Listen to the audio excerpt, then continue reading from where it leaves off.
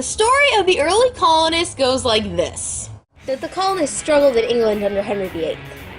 They were oppressed in their religion and risked everything for the freedom to worship. They came to America in hopes of a better future. And though they struggled at first in the New World, they eventually prospered far more than they ever could have in England. Although that's all true, there still is more to the story than meets the eye. Welcome to Plymouth, such a perfect ride. It was religious freedom that we sought. The compact we devised, the first to colonize. Plymouth is our perfect rock. Actually, the first colony was in Jamestown, Virginia. We need to sing with all the voices of the mountain. Need to paint with all the colors of the wind. Unlike in Pocahontas, though, the people in Jamestown had pretty hard lives, and a lot of them died from diseases and illness. And starvation. Yeah, John Smith was only able to keep the colony together by harnessing almost dictatorial leadership. Actually, most were dead. Welcome one and all to Massachusetts Bay Colony. I'm sure you had a very safe voyage across the Atlantic. I hope you find your new lives here pleasant and enjoyable. There's plenty of land for all of us.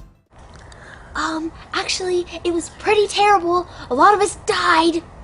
We will be a city on a hill. The whole world will be looking up to us. Other colonies will try to model themselves after us. This is a really cold and rocky city on a hill. I consider we to be the pioneers, braving this new world in hopes of religious freedom. I just wish I had had enough money to go down south. To the Indies. That's where the real money is. I only came here because it's all that I could afford, and I wasn't making it back in England. What say you, Miss Hutchinson? Yeah, and we don't have religious freedom here. We just have our colony's religion. I would know. I've challenged John Winthrop, and apparently it's ludicrous that I, a woman, could possibly ever talk to the almighty God who created women. Last, but certainly not least, is that this is a colony of God. And as such, we will fight any and all evil. For ignoring evil is a sin in itself. If she weighs the same as a duck, she's made of wood. And therefore,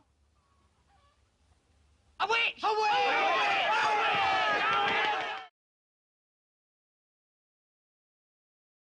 So we came to New England to flee all of the religious persecution back in England. We came for freedom to practice our religion. We aren't driven by money or material wealth or anything like that. Although we do have some pretty good mercantile trade here.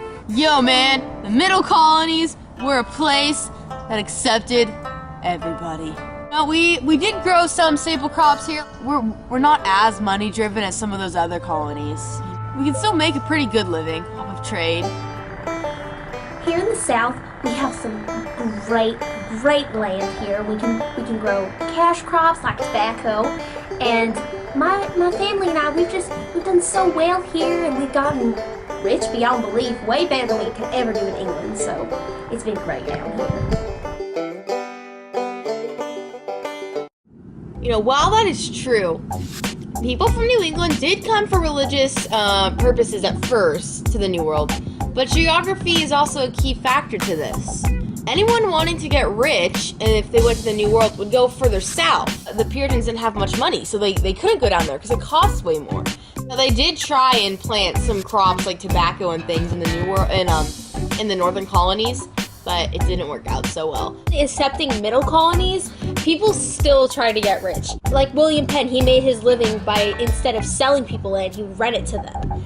And while the South was a place that it sounded like it was the riches and everything, they didn't even compete with the rich people back in England. Many people there didn't even get rich at all.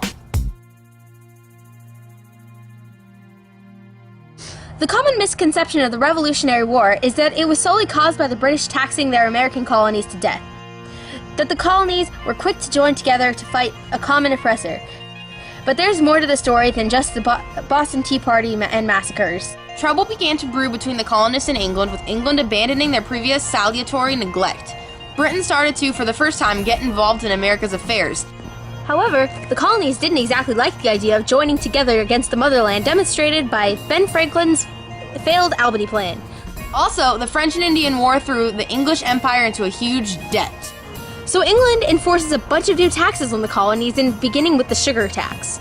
Then came the Stamp Act, which was the first direct tax that England imposed on the American colonies. And the colonists felt that England was reaching right into their own pocketbooks. But England was taxing all of its subjects, and even some of the wealthiest Americans were paying only a fraction of those back in England. It was wealthier merchants that were affected the most, including some of our founding fathers. They formed the Stamp Act Congress, where they decided to boycott the new tax. Well, England repeals the Stamp Act and replaces it with the Declaratory Act, where America had to do pretty much anything the UK told them to. So Sam Adams sends out his circular letters and sets up the committees of correspondence to attempt to rally all the colonies against England. Then came the ever-so-famous Boston Massacre. The colonists had been abusing British soldiers, and the soldiers fired back upon them. However, it itself was never the thing that triggered the revolution. We also watched as England burned down one of our smuggling ships, the Gaspee. Another famous event was the Boston Tea Party. England had actually lowered the prices of their tea, but in return was forcing the colonies to only purchase British tea. The colonists saw it as a way for England to form their own tea monopoly, so they dressed up as Indians and threw all the tea in the harbor. Well, England was pretty mad, so they passed the Coercive or Intolerable Acts on Massachusetts, which pretty much destroyed Boston's entire economy. The Brits occupy Massachusetts, abolish its assembly, and make it basically powerless in every aspect. So we then agree that something has to be done at the First Continental Congress. We meet and pass the Folk Resolves, where we boycott British goods and arm ourselves against them, but we didn't really have the idea of independence yet. But at the Second Continental Congress, we declare independence. The first battle of the Revolution was at Bunker Hill. The British took the first shots and fired at Charleston. Patriots fought well, but sadly, the British still won. The pinnacle battle of the Revolution was that of Sarah and her toga. We kicked some serious British butt, and after the French saw that, they couldn't resist but joining in with us. At the Battle of Saratoga, the reason why it was such an important piece of the war is because it got the French involved. I'm Sam Adams. And I'm John Dickinson. We created the Articles of Confederation. Any law had to have an extremely overwhelming majority to pass, and even if it did pass, states still had total nullification rights. The diplomacy was, if anything, worse. They started making their own currency and charging their own tariffs within their borders. They would even form independent alliances with foreign powers. Finally, at the Constitutional Convention, we decided we needed to write something new, and that's when the Constitution we all came to love came into being. This is perhaps the only time that the real version of history is maybe a little bit better than the one you learned in 8th grade. While the Articles failed in many ways, it was designed to be that way. Dickinson and Adams intentionally created a really weak government. So he knew that the people wouldn't want to go from suffering under a king to immediately into majority rules. While it was weak, it did have one thing going for it. The Northwest Ordinances allowed any territory to become a state as long as it had the same population as the smallest state. And checking the Articles at the Constitutional Convention was actually a very risky business. They originally met simply to fine-tune and tweak the Articles of the Confederation, but instead they made a new constitution, which technically they didn't have the power to do. Congress, it's time to stand up to Andrew Jackson. He has done too much already to violate the Constitution. He is giving common people, the uneducated even, the right to vote.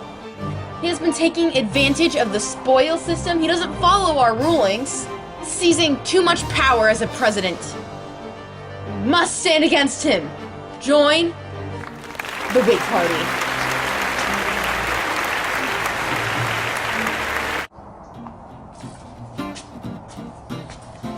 On that note, let me tell you, the common man, about my many accomplishments. I won the Battle of New Orleans for you. And as your president, I gave you a boat, so be thankful. I kicked those wretched Indians off of their land so that you could have more of the West. And most importantly, I killed that vile bank of the United States. What? My baby! Jackson was a man of contradictions for sure. While he bolstered men's rights, women and blacks were less heard than ever. And while he had many enemies in the upper class, he was beloved by the common citizens. Though his imperial presidency was contradictory to the Constitution, it was by some means effective. Y'all, I'm Dawn O'Sullivan. This is a time of beautiful territorial expansion. Time to go out and claim your own piece of the West. A time for manifest destiny. We are finally gaining land for our beloved country. Pioneers putting their lives on the line to explore new territories. The Oregon Trail is traveled by thousands of people in comfortable wagons. California is drawing an ever-increasing crowd. Won the Mexican-American War. It took the state of Texas. Boy, this is a good time for our country. Greetings. I'm your new Black Horse President, James Knox Polk. Now, I have some very specific goals for my one term in office. First, I want as much of Oregon as we can possibly get. Why are we doing this? The road is bumpy. This wagon is so small, and why do we have to leave practically all our possessions behind? In Oregon, we have access to as much land as we could ever need, and more land means more money for us. Well, it sure better be worth it. This trip is a nightmare. Next, I want California and New Mexico. I don't care if we need a war to get them. The Mexican-American War was heavily weighted towards we Americans. Is it all right that we waged war on them when we knew we would win just in order to take some land from them? Finally, I demand that Texas become a state. Got that already. Howdy, I'm Sam Houston, the president of the Lone Star Republic. Ever since our glorious victory in the Alamo against the Mexicans and their president Santa Anna, we have been doing very well. We are prime growers of cotton, after all. And even before James Knox Polk was inaugurated as president of those United States, we decided to join the Union as a new state.